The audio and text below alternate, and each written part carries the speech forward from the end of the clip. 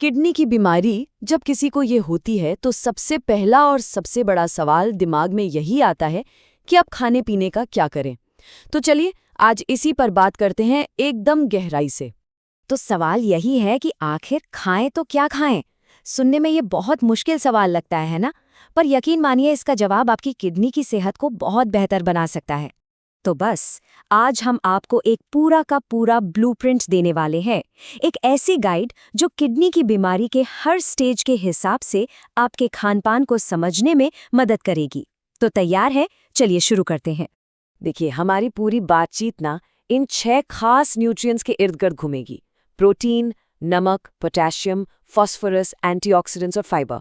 हम देखेंगे कि बीमारी के हर पड़ाव पर इनका रोल कैसे बदलता है। तो शुरुआत करते हैं सबसे पहले शुरुआती स्टेज से, यानी स्टेज 1 और 2। इस लेवल पर मकसद डराना या पाबंदियां लगाना नहीं है, बल्कि एक मजबूत नींव रखना है। अच्छी आदतें बनानी है जो आगे चलकर बहुत काम आएंगी। अक्सर लोगों में एक गलतफहमी होती है कि किडनी की बीमारी का पता चलते ही प्रोटीन बिल्कुल बंद कर देना चाहिए, लेकिन ऐसा नहीं है। स्टेज 1 और 2 में शरीर को असल में प्रोटीन की जरूरत होती है, लगभग 1 से 1.2 ग्राम प्रति किलो वजन के हिसाब से। और हाँ, कोशिश यही होनी चाहिए कि ये प्रोटीन नेचुरल सोर्स से आए, जैसे मछली, चिकन या अंडे। उन सप्लीमेंट से बचना चाहिए जिनमें हैवी मेटल्स हो सकते हैं। अब बात नमक की। इसे हर दिन 2 ग्राम से कम रखना बहुत बहुत जरूरी है। और जानते हैं सबसे अच्छी बात, ये करना बहुत आसान है। बस 2 सिंपल स्टेप्स हैं। घर का बना खाना खाइए और बाहर के पैकेट वाले प्रोसेस्ड खाने से दूर रहिए। बस इतना करने से ही नमक अपने आप कंट्रोल में आ जाएगा। और अब एक अच्छी खबर सुनिए। शुरुआती स्टेज में यानी 1 और 2 में पोटेशियम और फास्फोरस को लेकर ज्यादा टेंशन लेने की जरूरत नहीं होती। इसका मतलब है कि कई तरह के फल और सब्जियों का मजा आराम से लिया जा सकता है। अच्छा, कुछ चीजें ऐसी हैं जिन्हें डाइट में शामिल करना बहुत फायदेमंद हो सकता है, जैसे कि एंटीऑक्सीडेंट्स। आंवला, अंगूर, जामुन, हल्दी ये किडनी को बचाने में मदद करते हैं। और फाइबर के लिए सुबह नाश्ते में ओट्स से बेहतर कुछ नहीं, ये पेट के लिए बहुत अच्छा होता है। चलिए अब आते हैं स्टेज 3 पर। ये है मिडिल स्टेज। यहाँ से अब डाइट में कुछ जरूरी बदलाव करने का टाइम आ जाता है, क्योंकि अब किडनी का फंक्शन थोड़ा और घट गया है। इस स्टेज में हम प्रोटीन की मात्रा थोड़ी कम कर देते हैं, करीब 0.8 ग्राम्स प्रति किलो वजन के हिसाब से। अब ऐसा क्यों करते हैं? ताकि किडनी पर जो काम का बोझ है वो कम हो सके। लेकिन ध्यान रहे, इतना भी कम नहीं करना कि मांसपेशियां ही कमजोर पड़ जाएं। मसल मास को बनाए रखना बहुत जरूरी है। नमक पर जो कंट्रोल था वो अब और भी सख्त हो जाता है। और अब पोटेशियम पर भी ध्यान देना शुरू करना पड़ता है। खासकर अगर किडनी का फंक्शन स्टेज 3 के भी निचले लेवल पर है तो केले जैसे हाई पोटेशियम वाले खाने से थोड़ा बचना पड़ सकता है। अपनी डाइट को और स्ट्रॉन्ग बनाने के लिए कुछ नई चीज़ें शामिल कर सकते हैं। एंटीऑक्सीडेंट्स के लिए लहसुन, पालक, ब्रोकली बहुत अच्छे हैं। और फाइबर के लिए बीन्स, लौकी और तोरी ये न सिर्फ पेट के लिए अच्छे हैं, बल्कि ब्लड प्रेशर को कंट्रोल करने में भी मदद करते हैं।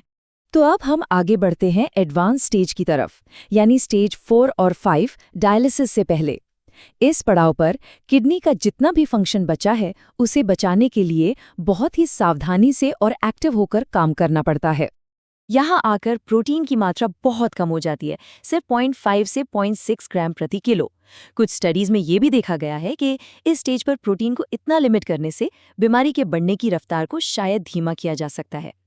अब नियम और भी कड़े हो गए हैं। नमक तो बिल्कुल ना के बराबर, मतलब दिन में 1 छोटे चम्मच से भी कम। हाई पोटेशियम वाली चीजों से बचना है।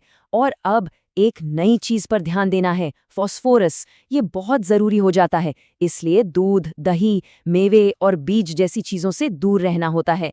हो सकता है डॉक्टर पानी पीने की मात्रा को भी दिन में 1.5 से 2 लीटर तक लिमिट करने को कहें। और अब आता है सबसे बड़ा और शायद सबसे हैरान करने वाला बदलाव। जब कोई डायलिसिस शुरू करता है तो डाइट के जो सारे नियम अब तक सीखे थे वो बिल्कुल पलट जाते हैं। जरा इस स्लाइड को ध्यान से देखिए। ये शायद सबसे जरूरी बदलाव है जो समझना है। डायलिसिस शुरू होते ही प्रोटीन कम करने की जगह उसे बढ़ाना पड़ता है, और वो भी काफ़ी ज़्यादा, करीब 1.2 से 1.4 ग्राम प्रति किलो तक। ऐसा इसलिए क्योंकि डायलिसिस की प्रक्रिया में शरीर से काफ़ी प्रोटीन निकल जाता है, और इसी वजह से पोटेशियम और फास्फोरस पर भी पाबंदियां पहले के मुकाबले थोड़ी कम हो जाती हैं। तो हमने एक एक करके सारे स्टेज समझ लिए हैं। अब इन सारी जानकारियों को एक साथ एक सिंपल चार्ट में देख लेते हैं, एक ऐसा ब्लूप्रिंट जो आसानी से याद रहे। ये चार्ट देखिए, इसमें सब कुछ एक नज़र में साफ हो जाता है। प्रोटीन का सफ़र एक यू शेप्ड जैसा है। नॉर्मल से शुरू होकर फिर कम होता है और डायलिसिस पर एकदम से बढ़ जाता है। नमक पर कंट्रोल हमेशा रखना है, और पोटेशियम, फास्फोरस और पानी पर पाबंदियां एडवांस स्टेज में सबसे ज़्यादा सख्त होती हैं।